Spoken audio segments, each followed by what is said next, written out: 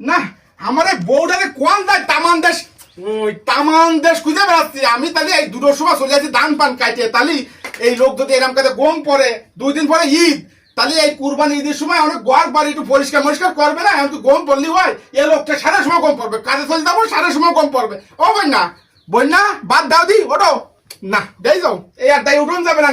আজকে 2টো বেজে গেছে, চলে আইছি আনাদিন একটা সময় যেতাই, আজকে 2টো বেজে গেছে, কষ্ট হয়ে গেছে, ভাত খাবো, খাই আবার যাবো। এদিকে বৃষ্টি বাদল যে মনে হচ্ছে, ধান পান তো বাড়ি আসবে বলে মনে হচ্ছে না। ও বন্যা ফটাবাস করো, ধান কাটতে যাবো। ও বন্যা ভাত খাইতে আসি কই হলো?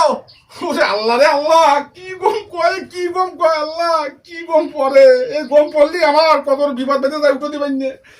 পানি শুনি মারি উঠো, পানি শুনি মারি উঠো। ও বন্যা রে, আল্লাহ রে আল্লাহ, কি গম কয় বন্যা। ও বন্যা রে, মনে কয় খালে ধরে ফেলাইতেছি, মানে এইরকম গম পড়ে, কোচের মধ্যে যে গম পড়ো খালে ফেলাইতেছি। কি রে উঠোই, কি রে উঠোই, এই তো বাগে এনে তুই দিলাম না।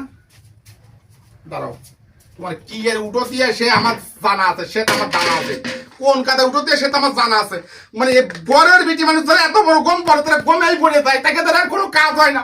আমি আর যাবো ধান কাটতি, বৃষ্টি বাদল অবস্থা ভালো না, ধান বাড়ি আনতে পারবো না, কতি ভাই সাড়ে ধান পান তোলাই যাচ্ছে। আর এই লোকটা নাক দেয় গম পাতে, নাক দেয় গম পাতে, কোনো চিন্তা ভাবনা নেই, কোনো চিন্তা ভাবনা নেই, কি এর ভাত খাবো চিন্তা ভাবনা আমি ভারতী। দাঁড়াও, আজকে আমি একটা কিছু হয়ে যাবে, দাঁড়াও আজকে কোনো কথায় কাজ হবে না। হ্যাঁ